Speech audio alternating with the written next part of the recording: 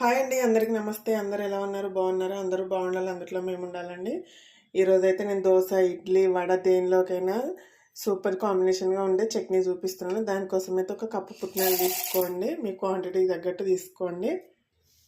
పచ్చి కొబ్బరి ముక్కలు తీసుకోండి, చిన్న అల్లం ముక్క తీసుకోండి, అలాగే 4-5 వెల్లుల్లి రెబ్బలు తీసుకోండి, పొట్టుతో సహా వేసుకోండి. టేస్ట్ అయితే చాలా బాగుంటుంది. కొద్దిగా చింతపండు వేసుకోండి, 4-5 పచ్చిమిర్చి తీసుకోండి, మీ కారానికి తగ్గట్టు తీసుకోండి, తగినంత సాల్ట్ వేసుకోండి. ఇప్పుడు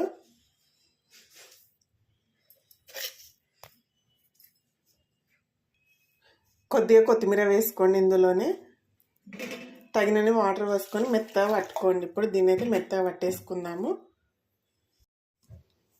చూడండి, చట్నీ అయితే ఈ విధంగా పట్టుకోండి మెత్తగా.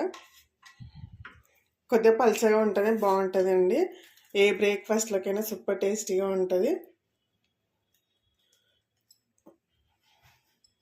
ఇందులో కొద్దిగా వాటర్ వేసుకొని వేసుకుందాము.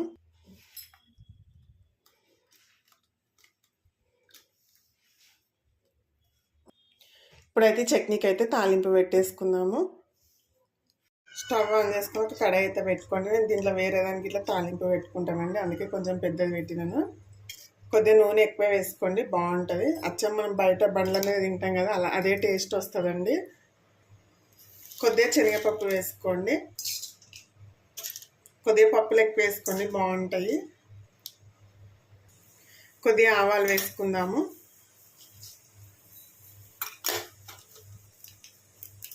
ఎండుమిర్చి వేసుకోండి, కొద్దిగా జీలకర్ర వేసుకోండి, కొద్దిగా కరివేపాకు వేసుకుందామండి, కొద్దిగా ఇంగువ వేసుకోండి, బాగుంటుందండి చట్నీలో అయితే. కొద్దిగా వేసుకోండి, చిటికెడంతా పసుపు వేసుకుందాము. తాలింపులో చాలా బాగుంటుందండి పసుపు అయితే, హెల్త్కి ఇట్లా చాలా మంచిది. సో దేంట్లోనైనా వేసుకోవచ్చు. ఇప్పుడు ఈ తాలింపునంతా తీసి దీంట్లో వేసేసుకుందాము. చూడండి, తాలింపునైతే ఇందులో వేసేస్తున్నాను.